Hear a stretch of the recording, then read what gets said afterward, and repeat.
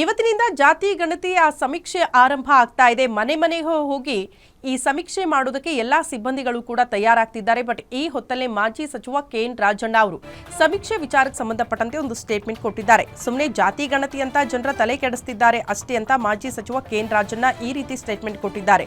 ಯಾವ್ಯಾವ ಸಮುದಾಯದಲ್ಲಿ ಎಷ್ಟು ಜನ ವಿದ್ಯಾವಂತರಿದ್ದಾರೆ, ಎಷ್ಟು ಜನ ಲಕ್ಷಾಧೀಶವರಿದ್ದಾರೆ, ಎಷ್ಟು ಜನ ಬಡವರಿದ್ದಾರೆ, ಅದೆಲ್ಲ ಸಮೀಕ್ಷೆ ಮಾಡಿದ್ರೆ ತಾನೇ ಸರ್ಕಾರ ಏನಾದರೂ ಕಾರ್ಯಕ್ರಮ ಮಾಡೋದಕ್ಕೆ ಸಾಧ್ಯ ಅಂತ ಹೇಳಿದ್ರು. ಜಾತಿ ಸಮೀಕ್ಷೆ ಮಾಡಲಿಕ್ಕೆ ನನಗಿರೋ ಮಾಹಿತಿ ಪ್ರಕಾರ ರಾಜ್ಯಕ್ಕೆ ಅಧಿಕಾರ ಇಲ್ಲ, ಅದು ಕೇಂದ್ರ ಸರ್ಕಾರಕ್ಕೆ ಮಾತ್ರ ಇರುವಂಥದ್ದು ಅಂತ ಹೇಳಿದ್ದಾರೆ.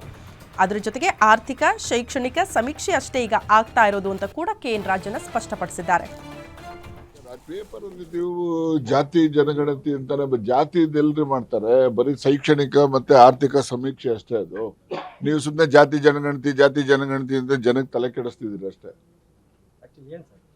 ಏನಂದ್ರೆ ಆಯ್ತಪ್ಪ, ಈಗ ಯಾವ್ಯಾವ ಸಮುದಾಯದಲ್ಲಿ ಎಷ್ಟು ಜನ ವಿದ್ಯಾವಂತಿದ್ದಾರೆ, ಎಷ್ಟು ಜನ ಲಕ್ಷಾಧೀಶರಿದ್ದಾರೆ, ಎಷ್ಟು ಜನ ಬಡವರಿದ್ದಾರೆ, ಅದೆಲ್ಲ ಸಮೀಕ್ಷೆ ಮಾಡಿದ್ರೆ ತಾನೇ ಅವ್ರಿಗೇನಾದ್ರೂ ಕಾರ್ಯಕ್ರಮ ಸರ್ಕಾರ ಕೊಡಕ್ ಸಾಧ್ಯ ಆಗೋದು.